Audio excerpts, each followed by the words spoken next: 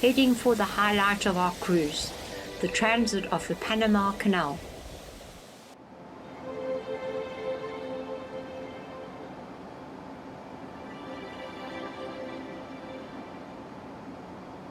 We enter the canal from the Pacific Ocean and start to pass under the Bridge of the Americas.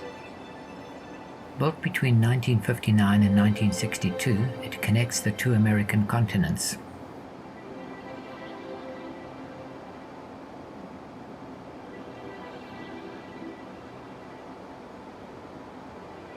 In the lead up to the first locks, we pass container terminals.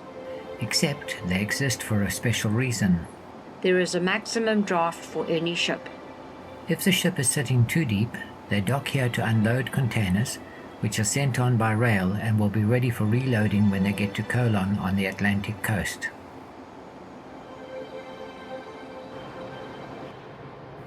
Possible naval ships.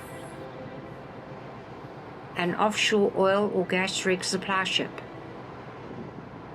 And another container area. Looking back at the Bridge of the Americas, with a ship following our liner. Moving into the channel for the starboard lock at Miraflores locks. The yellow arrow with green pointer indicates to the bridge crew which side of the locks the ship is to use. Watch for it to change the direction indicator for the ship following us.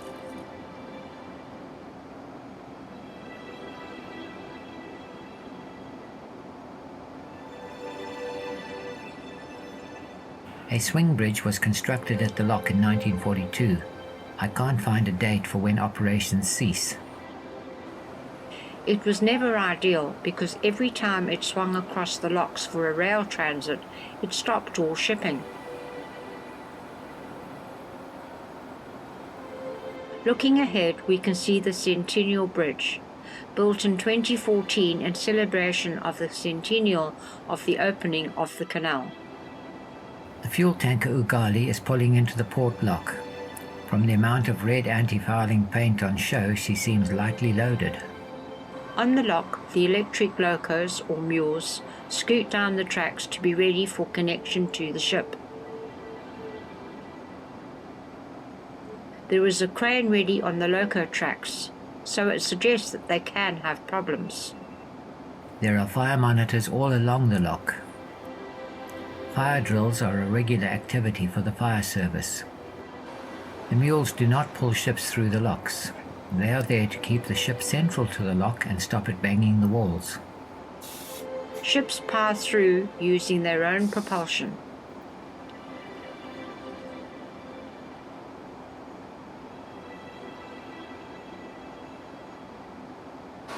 These units cost $2 million each.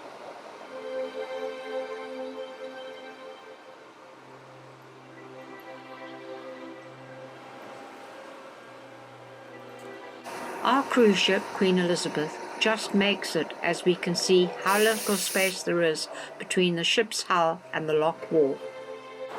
The transit of the canal is costing Cunard somewhere in the region of $400,000 or $266 per passenger.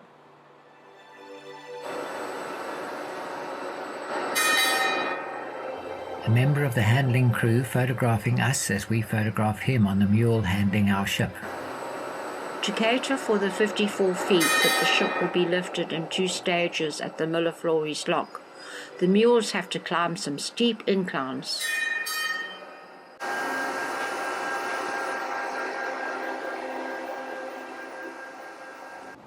On the left, what is called a Super Panamax ship exits the new Kokoli locks, especially built for the new generation of super large container ships. This heron is unperturbed by all the activity around him.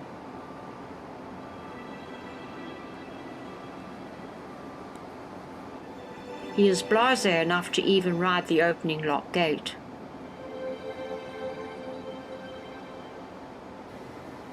He is waiting for the fish that will swirl in from Miraflores Lake as the lock fills to lift the ship. Another look at a Super Panamax ship. The Kokoli locks are 3 chambers in a row, so the 85-foot lift is done in a very short distance. That is why the Super Panamax ship is riding at a higher level.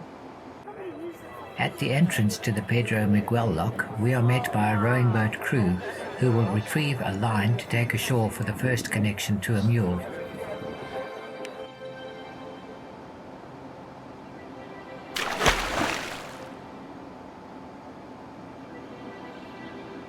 Last check, we are joining the lock according to the indicator arrow.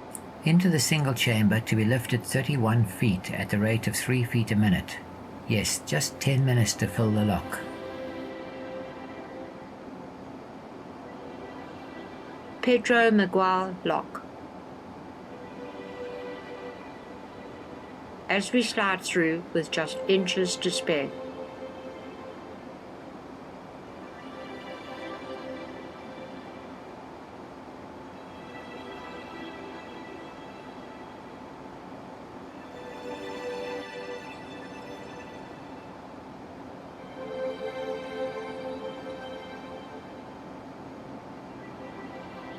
This lock has 2 gates facing the Gatun Lake. This is a safety feature because the loss of control of a single lock would result in the Gatun Lake emptying out into the Pacific Ocean.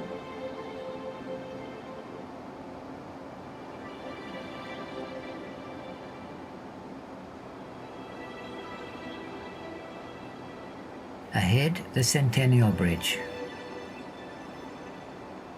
Astern, to the left, the original Pedro Miguel locks, and to the right, the new channel cut for the Super Panamax class of ships. Dredging is a continuous operation.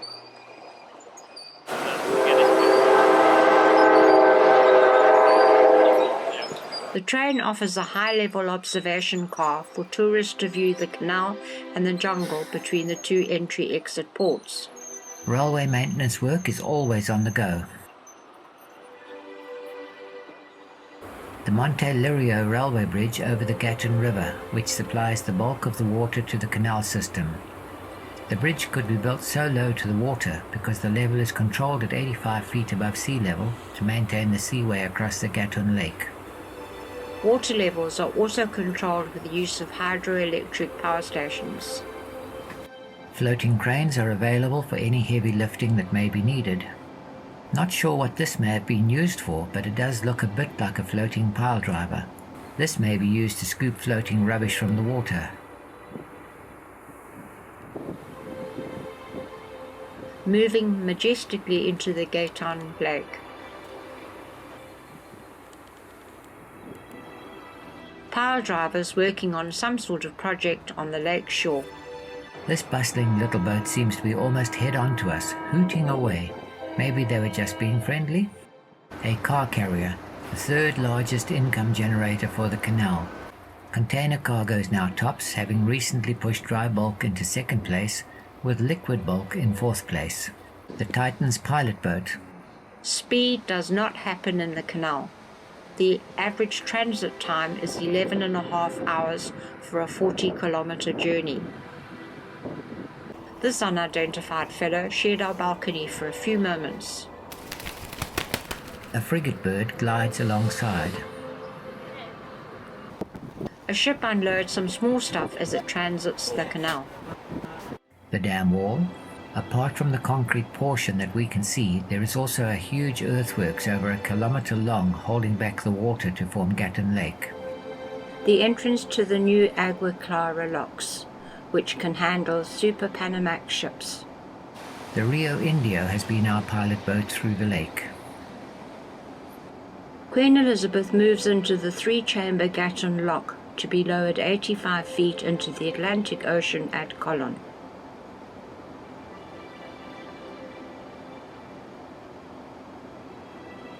As we go down the locks, CMA CGA Florida makes her way up heading to the Pacific.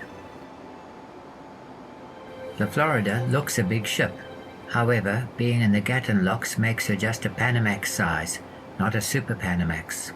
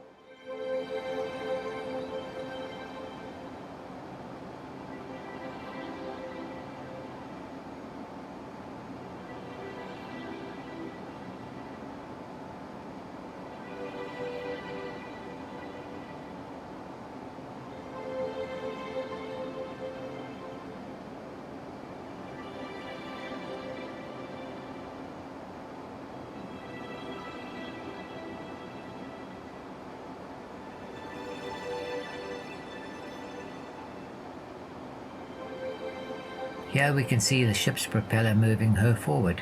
The mules are there to keep her steady between the two walls of the lock. The photographer from the ship working to get images that can be sold from the photo department. The mules use a rack and pinion to be able to move backwards and forwards, as well as cling to and climb these quite steep slopes.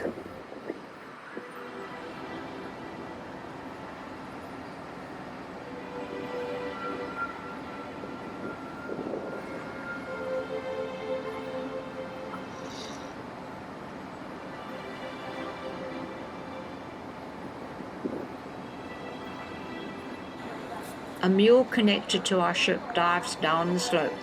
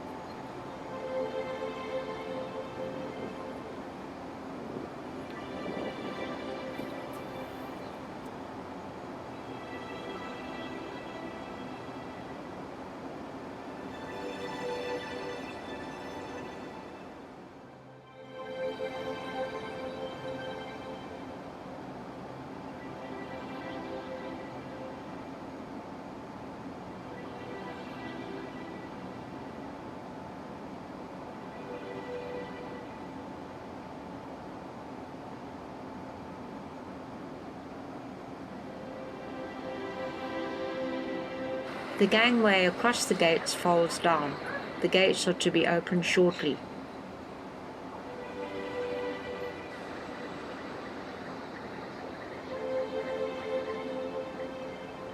First, the water needs to be drained out. It seems to boil out with absolutely no effect on the water level. Waiting for us, our pilot boat for the final stretch out to the open Atlantic Ocean.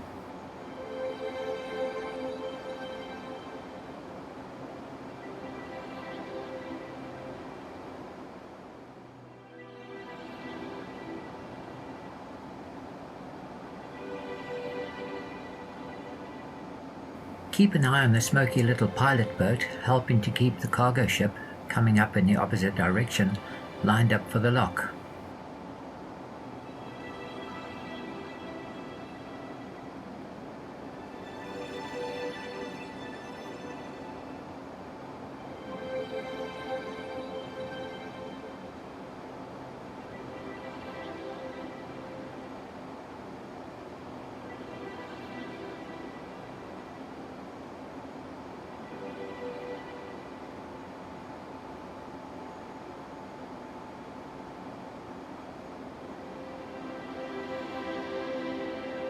Sailing down the canal towards the Atlantic Bridge opened in 2019.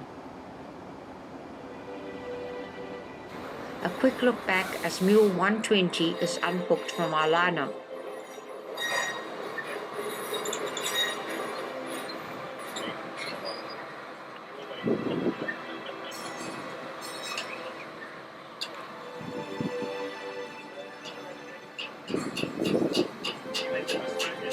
A short while ago, we had a black lighthouse on the one side of the canal. Now, further into the jungle on the other side of the canal, there is a white lighthouse. I found out these are range lighthouses. Each one has a fixed light at a different elevation, and the units are located about half a nautical mile apart. The shipboard navigator steers the vessel to keep the two lights aligned, one above the other. The older Gatton locks are on the right-hand channel, and the new Super Panamax Agua Clara locks are at the head of the left-hand channel.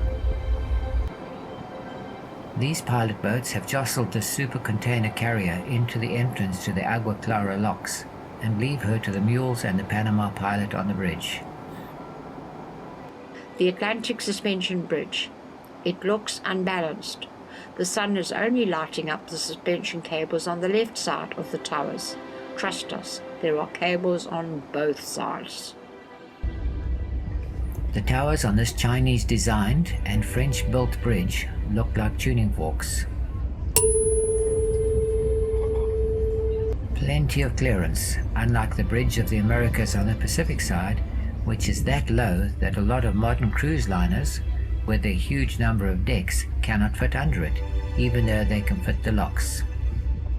A pelican gives us the eyeball as he flies past. Waiting in the Colon roads, a super yacht. It can be a long wait to transit the canal, up to 7 days, unless you buy one of the 24 daily transits. These are offered at a premium price up to a year ahead of transit day. Don't miss the date though, maybe this ship did.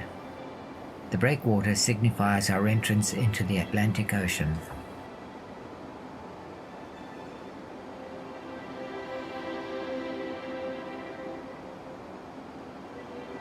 Oranjestad, Aruba, soon.